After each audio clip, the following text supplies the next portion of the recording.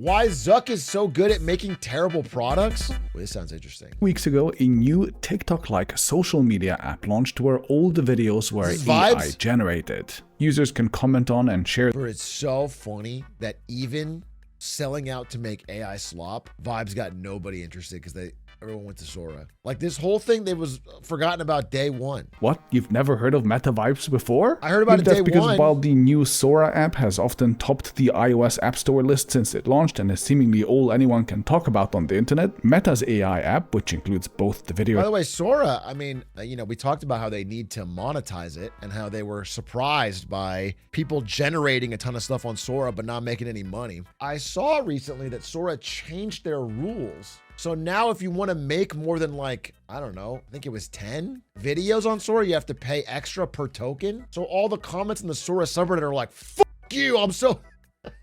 Also, what is T dating advice? Threads is 5? Who's using Threads? They're spending up to a mind-warping $72 billion in a single year in just capital expenditures driven by AI, which, just for context, is more than the entire GDP of 3 different US states. They're building data centers that are the size of entire cities. They keep buying shares of AI startups like... It's fucking worth it, as long as I can get a majestic depiction of Mahadev walking gracefully on Earth surrounded by swirling clouds in a serene landscape. This shit is worth it. AI search is unsurprisingly dominated by Google, and in the world of specialized AI apps, Google has had standout hits like Notebook LM and Nano Banana, while Meta's attempts, such as letting users chat with AI avatars of celebrities, have so far been spectacular failure. Dude, I don't know if he's going to talk about this, but I saw a product from Meta that I thought was so fucking insane. It was like, look at this shit. It's chat with AIs. You can chat with YN, okay? Or Sloppy Mustard Man. Oh no, there's mustard everywhere. What the fuck is this? People want this? 106,000 people sent messages to fucking Sloppy Mustard Man? 13 million for YN, by the way. This is crazy. One guy with 106K messages. I guess that's a very specific. He's relatable. He's relatable. Y'all stop talking bad about my dog. I'm sorry, you said you had a group chat with both of these? So after a long day at work, you just kick back in the group chat with YN and Sloppy Mustard Man and just like vibe about your day? Just get different perspectives on the news of the day? That's pretty sick. But Zuck's real hidden superpower is that he's built himself an empire that allows him to do exactly this. To take huge bets and to fail harder, bigger and faster than any other, and then to just try again. He has carefully created unique structures that allow him to set tens of billions of dollars on fire again and again. I feel like they have made progress with the glasses. It does feel like the Ray-Ban Meta glasses have made progress, but I feel like everything else, I haven't seen any other footholds get in. The Meta Quest? Maybe. Yeah, maybe the Meta Quest. But I do know, because I've seen people out with those glasses. I mean, it's still LA, so I don't know if it's like a catching on, but I've seen people in LA with those glasses who aren't tech people. Mark now likes to present these opinions as self-evident, but not long ago he banned Trump from his platforms after the January 6th attacks. Until recently, he was also very much in favor of speech moderation. He also fired Palmer Luckey, the head of Anduril, from Meta, likely over disagreements. He used to actively refuse to work for the military due to supposed moral implications, while not that long ago, Zuck also personally went on an all-out charm offensive to court China. Here he is flexing his Mandarin skills in Beijing, for example. I think he offered to name his firstborn child after Xi Jinping or something, who then turned it down. I remember that era of Zuck. Okay, he asked Xi Jinping to name his child. He said, I'm gonna have a kid, Xi, could you would do me the honor of naming it? And then Xi Jinping said, no, I'm not going to do that. That's wild. So now he's, and after that slight, now he's worried about China. A few months ago, he completely reorganized his team. He fired and rehired people for a second attempt, and like essentially he gave up on the original open source focus. Instead, in July, he announced that personal superintelligence would be their new focus. It's too early to tell what this will actually mean in practice, though Zuck seems to think that the winning strategy will be to have an AI that knows you very personally on a deep level. By all accounts, this is a huge change for the company internally, and I guess we'll see soon enough whether it works or not. But this is also entirely in line with how Zuck has done his pivots in the past. Before his first AI obsession, Zuck announced in 2021 that his firm was going to go all in on them. I mean, they changed the name of the company to Meta, and now they don't give a fuck about the metaverse, like instantly. You got to stick with it beyond this, Zuck. If you're going to go all in on the metaverse. His Reality Labs division, which built the hardware and the software for the metaverse, lost an ungodly amount of money, somewhere around $60 to $70 billion over the tech so far. And he somehow convinced many other business people that the metaverse is going to be huge too. I mean, he got Apple scared enough to speed up the fucking Vision Pro, which has also been a disaster. And Apple usually doesn't bite like that, you know? But they did bite. And they did make that trash product, and it did fucking sell like none. So I guess that was one fun thing that Zuck did there. The metaverse could have around 5 billion total users by 2030, creating a target addressable market worth as much as $13 trillion. 5 billion people. It's such a weasel word. You just say could, and it's like, okay, where'd you get that stat? I don't know. I pulled it out of my ass. Yeah, sure, it could. I guess you could say could for anything. Do 5 billion people have internet? I think so by now. Yeah, I'm pretty sure 5 billion people do have internet. More than anything, this metaverse was supposed to be embodied by Horizon World, Meta's social hangout space, and other experiences that would see people hanging out. The very funny one, I think Jarvis did a video where he explored Horizon Worlds, and it's just so, and this is back when it was more recent, and it's just so empty. It's a fucking ghost town.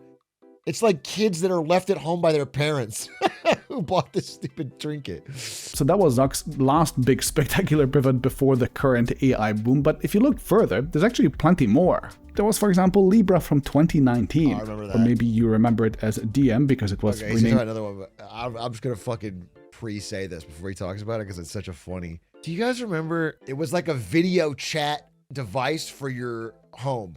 It was like a one-touch portal, Meta Portal. It was the portal. It was like a one-touch video chat device where you could, you know, basically FaceTime your family or something. No one remembers. This wasn't even that long ago. It's crazy. It's like relatively recent. And it flopped just because it was Facebook. Like everybody is pretty comfortable with having a video call thing. They do it on their phones. But this flopped specifically because it was Facebook because people didn't want to do it with Facebook. It was just a pure toxic brand. I made a whole video about Libra back when it came out in case you want to immerse yourself in some retro insanity. But yeah, it never really went anywhere. But then go back even further and there's the Facebook portal, which was supposed to take on Amazon Alexa when people thought that ambient computing was going to be the next big computing category. Or hey, for a real nostalgia trip. He skipped over it real quick, but like this was pretty funny because the product wasn't that crazy. It was like a high-tech, high-quality video conferencing camera, which probably would have been pretty useful, I don't know, during COVID or